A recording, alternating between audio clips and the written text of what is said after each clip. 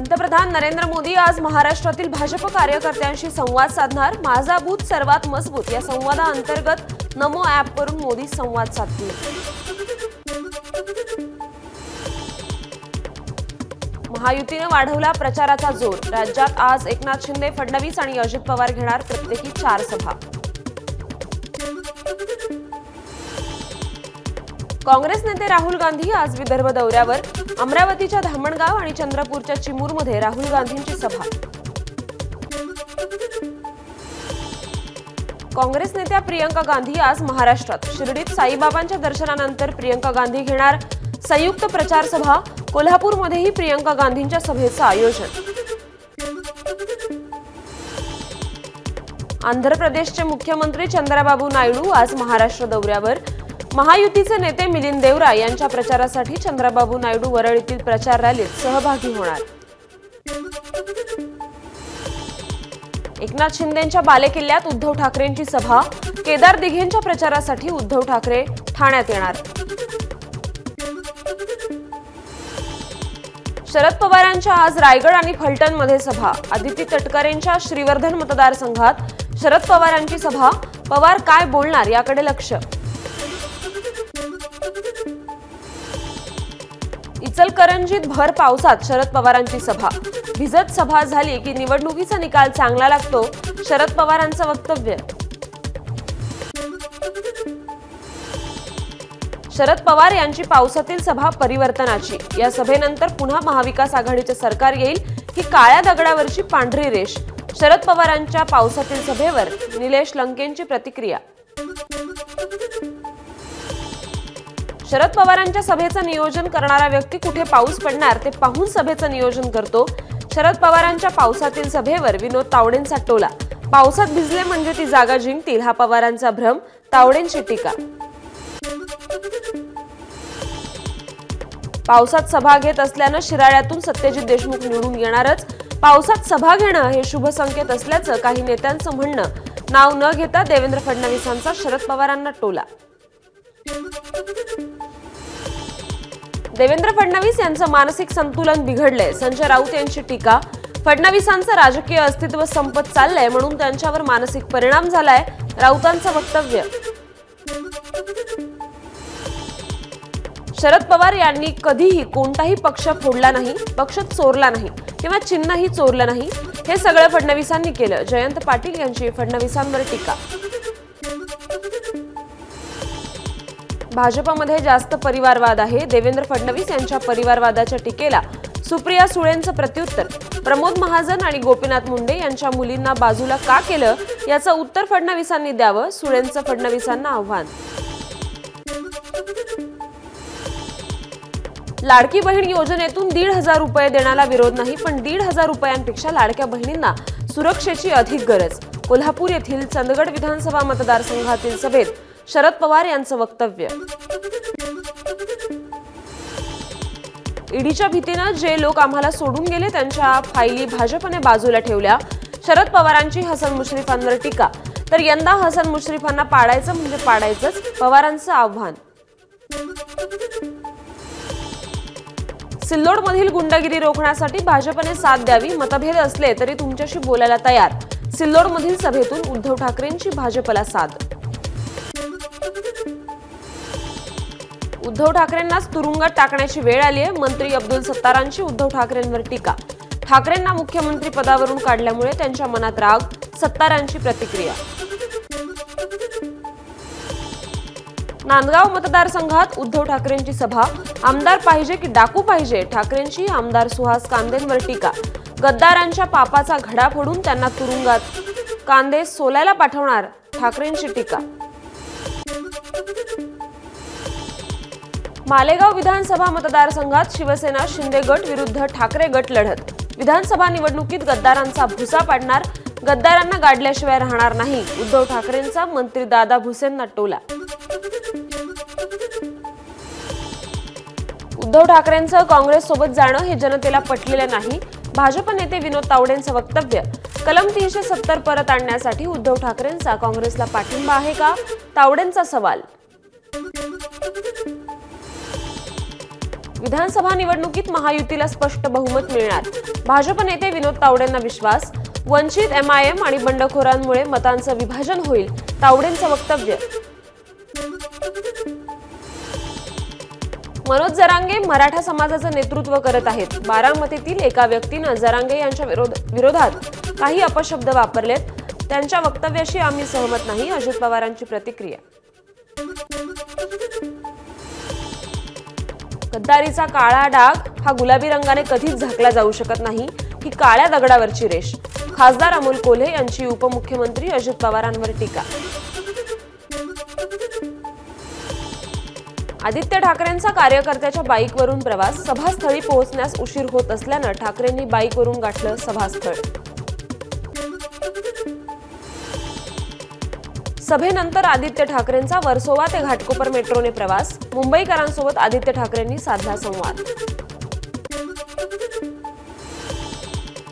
आदित्य ठाकरेंच्या बालहट्टापायी मुंबईतील अनेक प्रकल्प त्यांच्या सरकारनं थांबवले होते.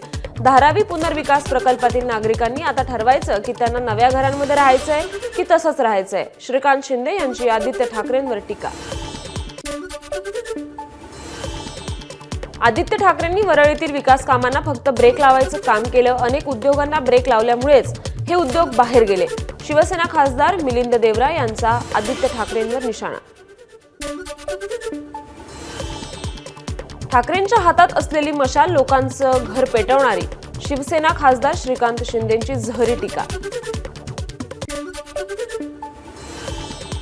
राजकारण गढूळ करायचं शिंदे पिता पुत्रांचं काम, मनसे आमदार राजू पाटलांची मुख्यमंत्री शिंदेंसह खासदार श्रीकांत शिंदेंवर टीका.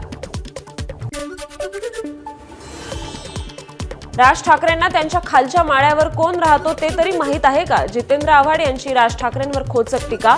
राज ठाकरे यांनी शरद पवारांना तालुका स्तरावरील नेते असं म्हटलं होतं. ठाण्यात भाजपचे अध्यक्ष JP नड्डांवर गुरुद्वारातील सेवक चिडले.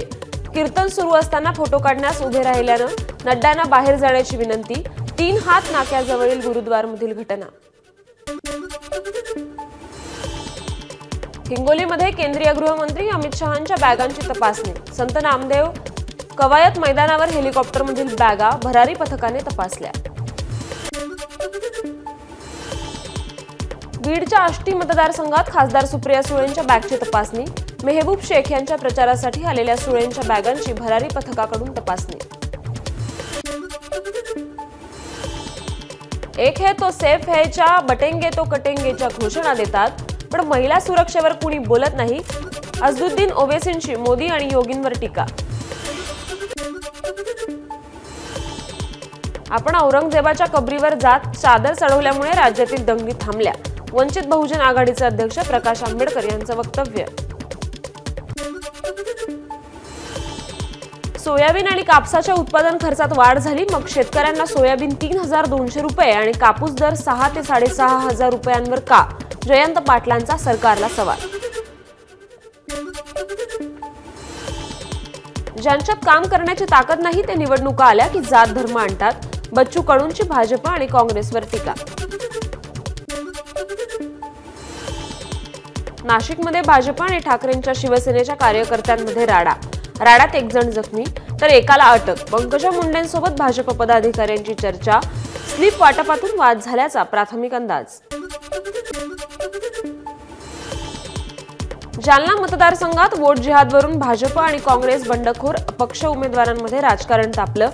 मुस्लिम समाज मुस्लिम उमेदवाराच्या पाठीशी असणं म्हणजे वोट जिहाद नाही. काँग्रेस बंडखोर अब्दुल हाफिज यांची प्रतिक्रिया. भाजप नेते आशिष शेलारांची वोट जिहादवर एक्सवर पोस्ट. पर्सनल लॉ बोर्डाचे सज्जाद नोमानींचे व्हिडिओ केला शेअर. 2च दिवसांपूर्वी नोमानींनी महाविकास आघाडीला दर्शवला होता पाठिंबा. भविष्यात इसिसचे अतिरेकी काँग्रेसचे कार्यकर्ते झाले तर आश्चर्य वाटणार नाही. हुसेन दलवाईंनी केलेल्या वक्तव्यावर शिवसेना आमदार मनीषा कायंद यांचं प्रत्युत्तर. साताऱ्याच्या कराडमध्ये उपमुख्यमंत्री देवेंद्र फडणवीसांविरोधात महाविकास आघाडीचे कार्यकर्ते आक्रमक. पृथ्वीराज चव्हाण यांच्या विरोधात भाषणात असभ्य वक्तव्य. माफी मागण्याची मागणी.